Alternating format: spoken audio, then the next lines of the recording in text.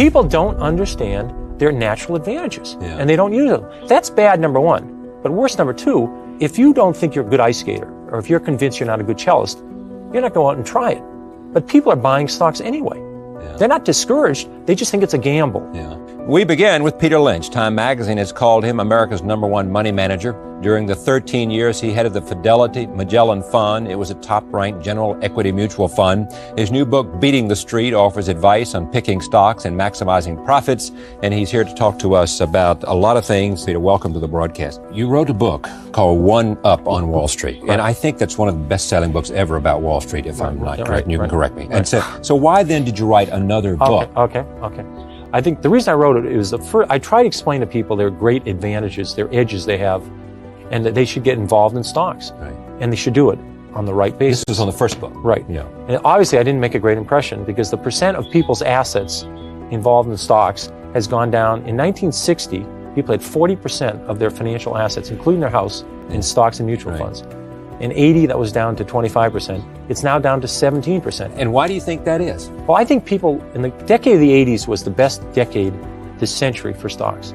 I think people managed to lose money in the 80s doing it themselves because their methods were so flawed. So I really feel as though I wanted people to understand. I don't want anybody to buy a stock. I'm saying if you're going to buy a stock, you should do certain things. If you're not willing to do these things, you should leave your money in the bank.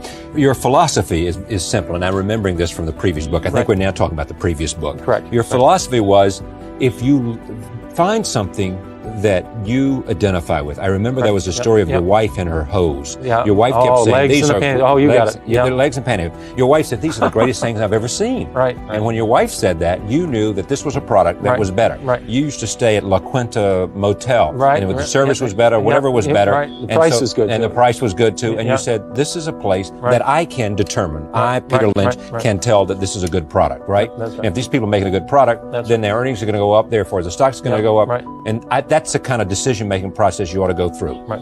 Do I have it? You've got it exactly right. Well, I don't think people understand there's 100% correlation with what happens to a company's earnings over several years and what happens to the stock. If the company, McDonald's, has done very well as a company, the stock has done very well.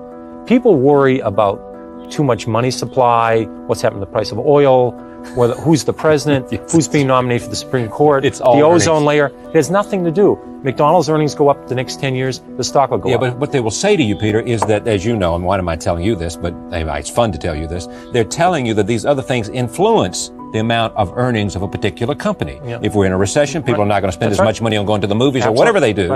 And therefore, you got to pay attention to these other things because they impact on earnings. They are very important, but you have no idea of knowing what they're going to do. Alan Greenspan's the head of the Federal Reserve. He cannot predict interest rates. He'd be the first to tell you. He can influence them, but he can't predict them. He cannot predict what long-term interest rates are going to be 1 year from now, 2 years from now, 3 years. He's even surprised how low they are now. So how am I supposed to predict interest rates? How am I supposed to predict the economy? You certainly remember the recession of 82. 1982, we had a 20% prime rate, 14% unemployment, 12% inflation. I don't remember anybody telling me in 1980 or 81 that was going to happen. All of a sudden, we had the worst recession since the Depression.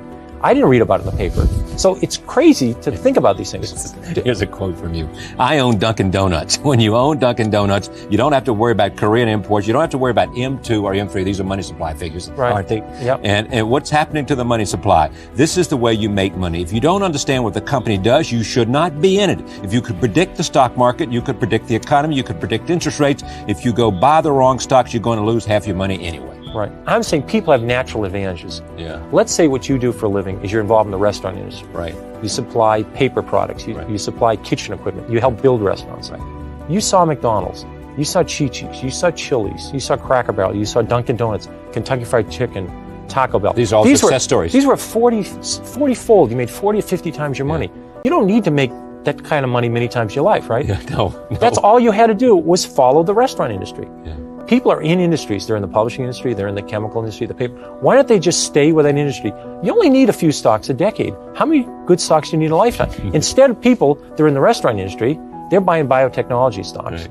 The people in the chemical industry know nothing about biotech. The people in the chemical industry are buying oil stocks. It's absolutely absurd. People don't understand their natural advantages, and they don't use them. So that's bad, number one. But worse, number two, if you don't think you're a good ice skater, or if you're convinced you're not a good cellist, you're not going to go out and try it.